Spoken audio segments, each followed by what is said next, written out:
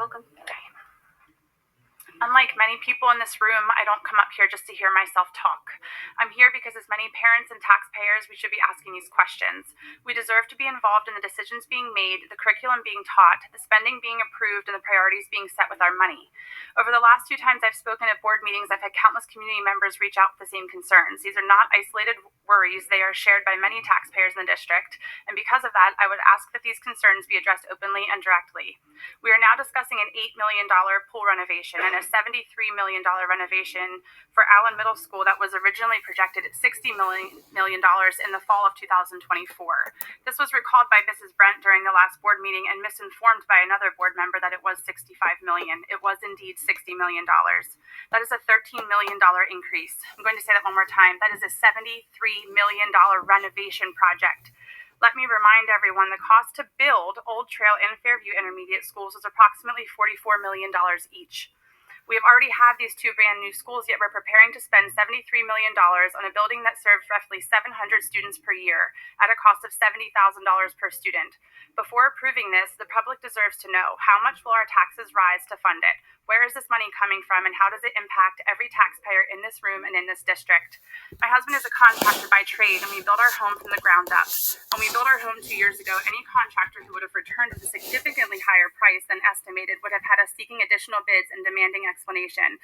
That is what responsible budgeting looks like. So I want to know, has this board pursued competitive bids or alternative proposals, or did the district just simply accept a $13 million increase without challenge? The lack of scrutiny is concerning. And while ideas have been presented for a solar panel garage, what I don't understand is why they're not the same level of questioning, if any, when we are handed a $13 million increase on a renovation project. The departure of one of the board's only members with meaningful business sense raises a serious concern for me. Who is going to stand up for the taxpayer and start running this district like a business instead of a Sims computer game? While I support necessary upgrades, I'm questioning the justification for an $8 million natatorium renovation. My child uses that pool for 1 week every other year. A fair question is this project truly benefiting the entire community or only a select portion of it? When we're talking about $81 million in total spending, the entire taxpayer base should see value in that investment. As a taxpayer, I want to know how will these decisions affect my taxes. We deserve detailed, honest answers, actual numbers, not general statements. At the end of the day, this board is spending our money. When you ask this community to shoulder tens of millions in renovations, you owe us diligence, accountability, and respect, because every dollar you approved comes from a family's household budget. Taxpayers should not be expected to simply trust the process. We should be shown the process. That includes the bids, the alternatives, the pursuit of grants, the true cost projections, and the financial impact in every household. If this board is confident in these numbers, then we should see bid comparisons. If these projects are truly necessary, justify them with facts. And if the cost cannot be justified, then it is your responsibility to reconsider them. Because at the end of the day, we, the taxpayers, are the ones paying for every decision made in this room, and our tax dollars are not infinite. We deserve nothing less than full transparency and fiscal responsibility.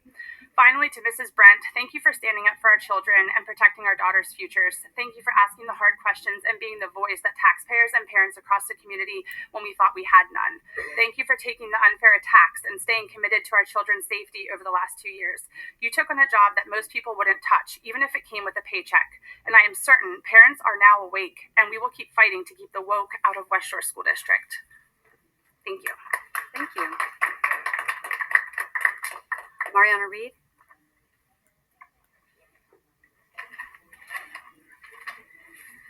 Mr. Argott, will you give this to Ms. Cox? Mrs. Cox? Thank you. Okay, so tonight I stand before you not to entertain fiction, but to confront it. There's a narrative circulating crafted by certain board members that claims that no inappropriate books in our schools were ever challenged. That's false. That's fiction. And it's time we call it for what it is, a deliberate attempt to rewrite history. Mrs. Cox, if you will look at that folder, look at the date, and look at the who I also carbon copy to it. I carbon copy these people on purpose so that they say nobody could ever say they didn't receive it. Okay? In August 2025, I personally submitted formal challenges to 3 books. 3, not 0. I started with 3 intentionally to observe whether the process will be honored or ignored. And what happened? Silence, deflection, and now denial. The very individuals who now claim no challenges were made at the same ones are the same ones who accused Mrs. Kelly Brent of lacking transparency. The irony is staggering. Let's be clear. There was never a lack of transparency from Mrs. Brent. What there was, and still is a coordinated effort to undermine her. We saw that tonight.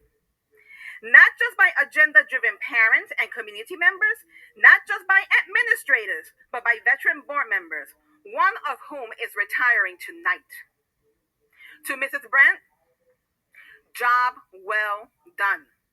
You became a mama bear to the conservative board.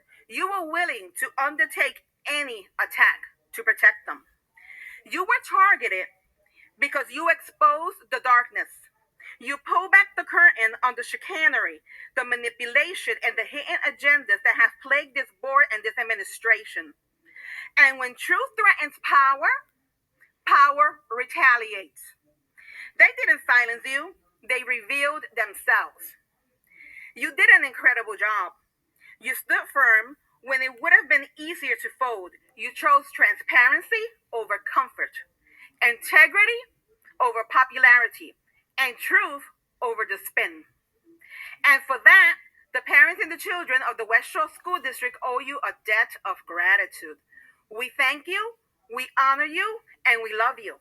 May God bless your future endeavors. I have a message from one of my sons, from Caleb. He said, thank you. Okay. Thank you for that talk that you gave him in civics. Oh, sure. He is now a voter, and I'm proud to say that he voted the right way. And he said that you are a blessing. To the community, I offer this reminder from Thomas Jefferson. The government you elect is the government you deserve. If you want better, we must make demands better. If we want truth, we must defend it.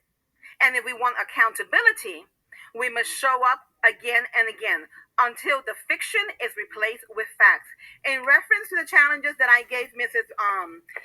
Cox, if she would see the date that was submitted in August, I also carbon copy to avoid people saying that they never received it. I also carbon copy Dawn Kiefer and Sean McCormick. And I have the email from Mr. Gay acknowledging receipt. To this day, crickets. So, Mrs. Brent, you know what? You're a blessing. They don't know what they lost. God bless. Thank you.